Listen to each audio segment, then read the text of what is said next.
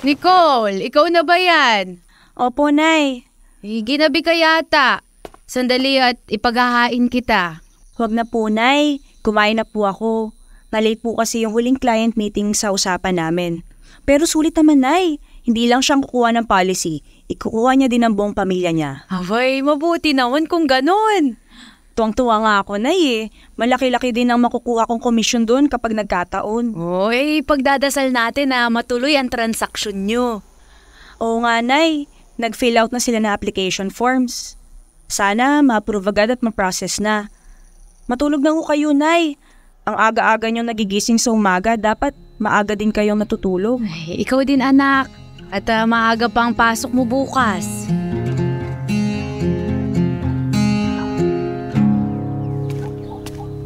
Good morning, Nay. Oh, anak. Mainit na yung kape mo. Kainin mo din yung pandesal na hinanda ko. At may malutong na bacon yan sa loob. Salamat, Nay. Dapat talaga hindi na kayo bumabangon para maganda ng agahan ko. Hayaan mo na. Ikaw lang naman ang inaasikaso ko. Pag alis mo, wala na akong gagawin. Hayaan mo nang asikasuhin kita sa umaga. Mamayang makapananghali naman magsisiesta ako. Yang taba ko na, Nay. Baka hindi na ako magustuhan ni Arnold yan. Ay, muntik ko nang makalimutan. May malaking balikbayan box na dumating para sa'yo kahapon. Galing kay Arnold. Bakit hindi niyo pa binuksan, Nay? Buksan niyo na po. Pangalan mong nakalagay. Para sa'yo yun. Ikaw dapat ang magbukas.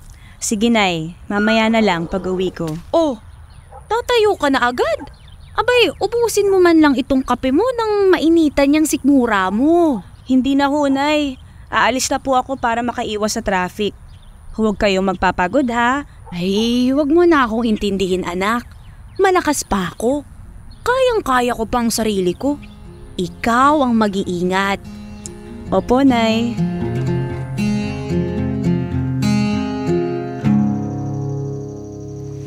Ang dami naman tsokolate nito, Nay. Maubos ba natin to? Paborito mo naman lahat yan, di ba? Alam na alam talaga ni Arnold kung ano ang gusto mo. Ang sweet nga ni Arnold, Nay. Talagang inaalam ang gusto ko tapos yun ang bibilhin para sa akin. Nay, amuyin niyo itong shower gels. Ang bango-bango. Ay, hoy, oo nga. Itong mga lotion din, oh. Mabango sa balat. Nay, ang ganda nitong bago. Bagong labas to. Nakita ko lang ito sa mall nung isang linggo. Pagkamahal-mahal. Anak, kapag nakausap mo si Arnold, sabihin mo, salamat ha. Aba, pati sa akin ang daming padala. Nagustuhan niyo ba, Nay? Gustong gusto ko lahat. Yung shawl, gagamitin ko kapag nagsisimba. Excited na din akong gamitin yung mga kaldero. Mukhang magandang paglutuan. Hayaan niyo, Nay. Sasabihin ko kapag tumawag. Siguradong maya-maya tatawag na yun.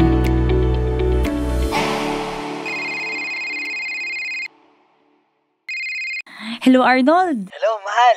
Natanggap mo na yung mga padala ko? Oo, salamat ha. Ang dami-dami mo namang pinadala. Tuwang-tuwa si nanay dun sa shawl at mga kaldero. Salamat daw. Baka naman lahat ng ipon mo doon na napunta. Hindi naman. Kapag lumalabas kasi ako dito, naiisip ko kayo ng nanay. Napapabili tuloy ako. Tsaka mas mura yan dito kumpara dyan sa atin. Oh, siya nga pala. Uuwi na ako sa isang buwan. Oh, excited ka na? Sabik na ako makita ka. Isang taon kaya tayong hindi nagkita. Ang layo naman kasi ng trabaho mo. Hindi ako masanay-sanay, Arnold. Di bale, malapit na. Dediretso ako sa inyo pagdating ko. Sige, maglilive ako ng ilang araw sa trabaho. Mag-iingat ka dyan, ha? Ikaw din. I will see you soon. I love you. I love you. Bye.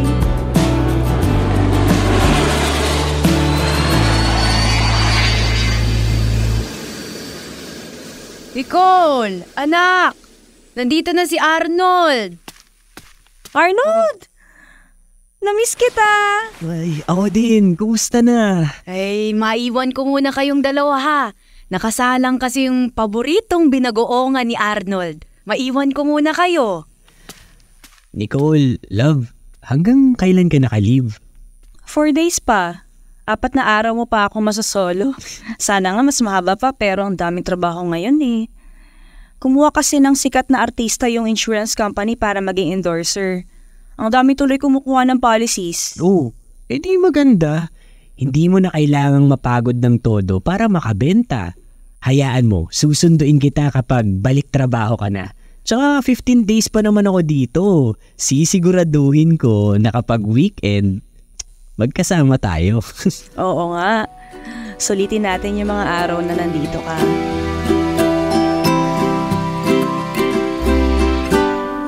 Arnold, sorry, kanina ka pa?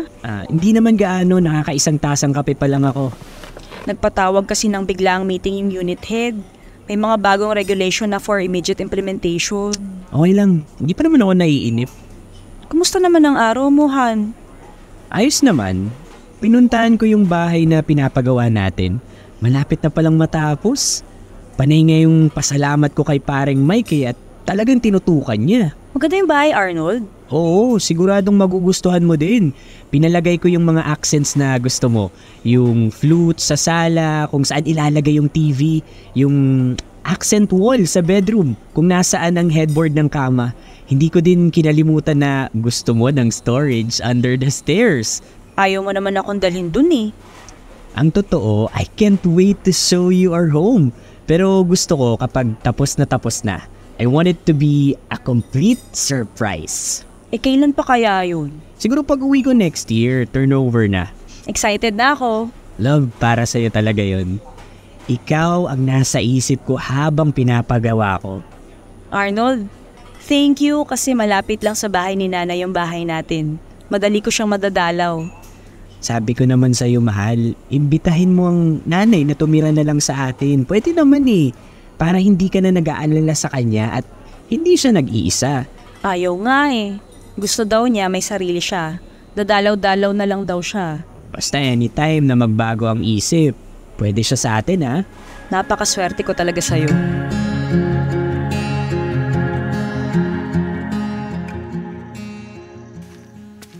Oh, puti gising ka pa. Hindi na kita nasundo kasi humaba yung meeting ko kanina. Baka gusto mo nang magpahinga. Okay lang, ano ka ba? Saka ang aga pa naman, uy. Pinaghanda ka pala ni Nanay ng pinakbet nung malamang pupunta ka. Sinahugan niya ng liempo at malalaking hipon. Halika na bago lumamig yung pagkain. Kumusta naman yung meeting niyo, Han? Ayos naman. Nagpasalamat ako sa team kasi napapatakbo nila ng maayos yung engineering firm kahit wala ako. Maganda yung feedback ng clients kaya ang dami naming repeat business at referrals. Oo nga, ang swerte mo din sa mga empleyado mo. May malasakit sa trabaho. Natuwa sila kasi nag-announce ako ng mid-year bonus. O, diba? Kaya namang magbigay this year. Deserve naman nila eh. Kahit naman ako matutuwa. Ang bait mo talagang boss. Boyfriend, hindi? The best boyfriend. Sana tuloy-tuloy yung magandang kita ng firm, no? Oo, gusto ko na kasing mag-for good dito after nating magpakasal. Gusto ko sanang masubaybayan yung mga anak natin habang lumalaki. Oo nga, ang hirap naman kung ilang araw sa isang taon mo lang sila makikita. Yun yung nakikita ko sa mga kasamahan ko sa Riyadh eh. Kapag nagbabakasyon sila, hindi malapit yung mga anak nila sa kanila. Kaya nga, mag-for good ka na after natin magpakasal. Manage mo na lang yung firm. Yan nga ang plano ko.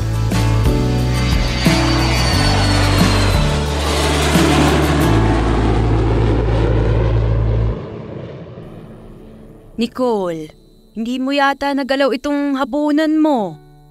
Uy, malungkot ka na naman anak. Hindi ka na nasanay.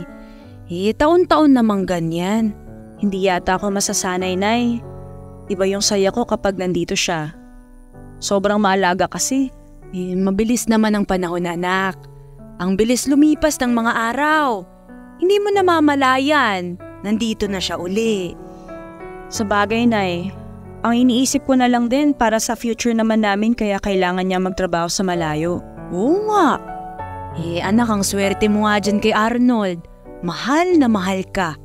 Bukod sa masipag, may plano sa buhay. O siya, magpahinga ka na kung hindi ka naman pala kakain. Mabuti pa nga, Nay. Baka sa panaginip, makasama ko pa.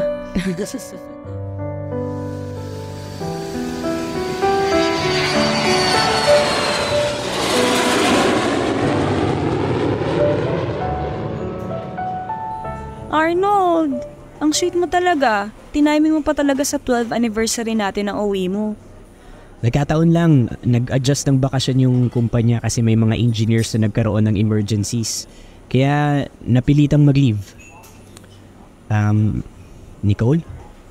Yes? Oh my God, magpo-propose na yata. Pwede mong pahinga muna tayo?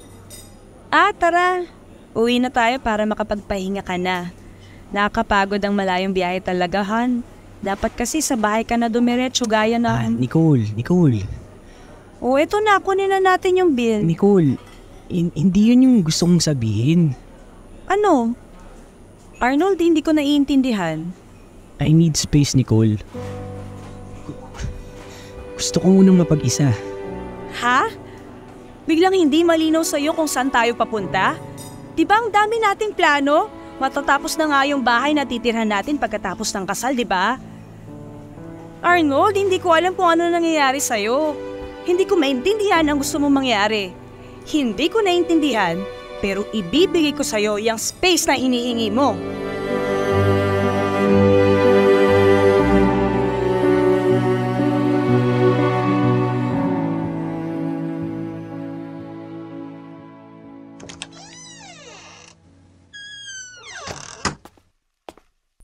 Anak, maaga ka yata ngayon.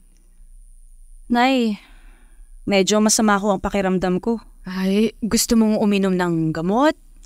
Hindi na ho, Nay. Pahingan na lang ho ito. Nicole, bakit? Hindi ko yata nakikita si Arnold. Busy lang, Nay. Madami inaasikaso. Uy, lagi namang busy yung tuwing umuwi. Pero kahit busy, lagi kang pinupuntahan. May problema ba kayo? Wala ho, Nay. Nay, medyo napagod ako sa trabaho today. Magpapahinga na po ako. Sige anak. Good night. Good night, Tay.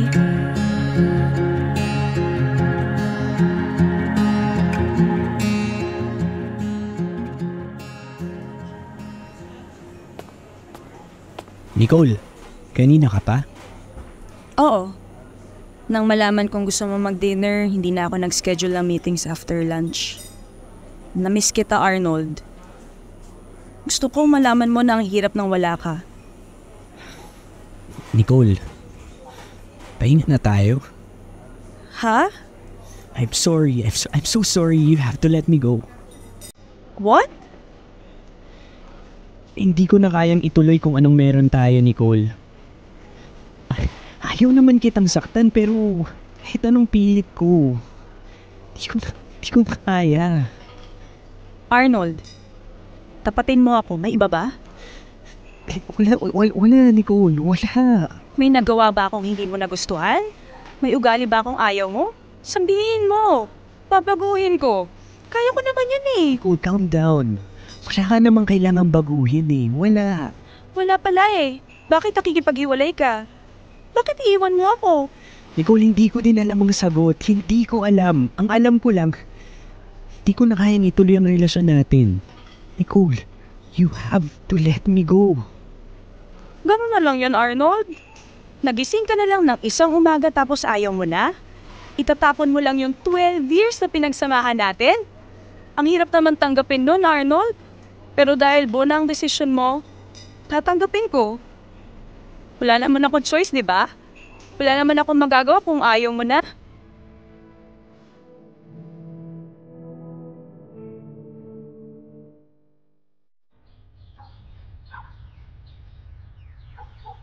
Nicole, anak.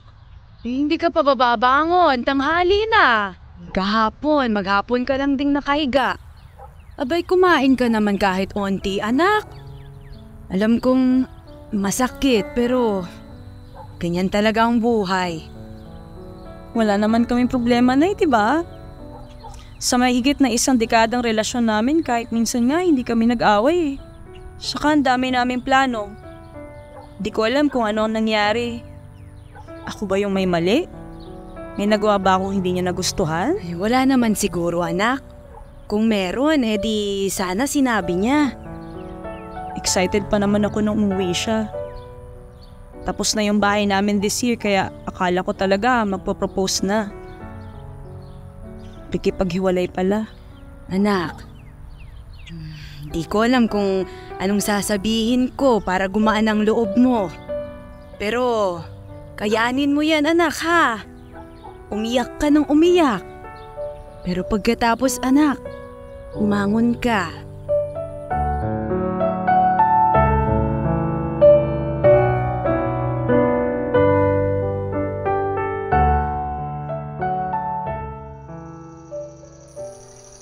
Anak, kumusta ka na? Pinipilit kong bumangon, Nay. Gaya ng sinabi niyo. Wala naman akong choice but to let go. Baka pag pinilit ko pa, mas masasaktan ako. Saka ayoko naman ng ako lang ang masaya sa relasyon namin. Ganun pala, Nay, kapag mahal mo. Gusto mong maging masaya siya kahit hindi na ikaw ang kasama. Pipiliin mong magpalaya kahit alam mong wawasakin ka ng lungkot.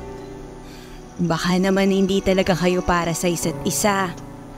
Anak, huwag mong isasarado ang puso mo, ha? Kapag may bagong pag-ibig na dumating, subukan mo pa rin.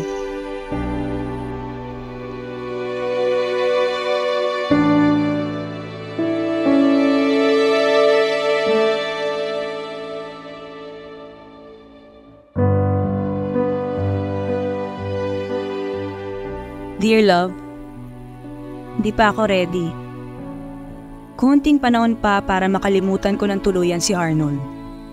Sa ngayon, araw-araw kong pipiliting ituloy ang buhay kahit hindi ko na siya kasama. Hanggang masanay ako nang wala na siya.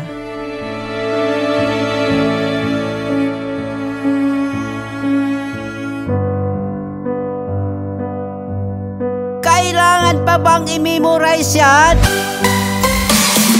Love Radio Basic!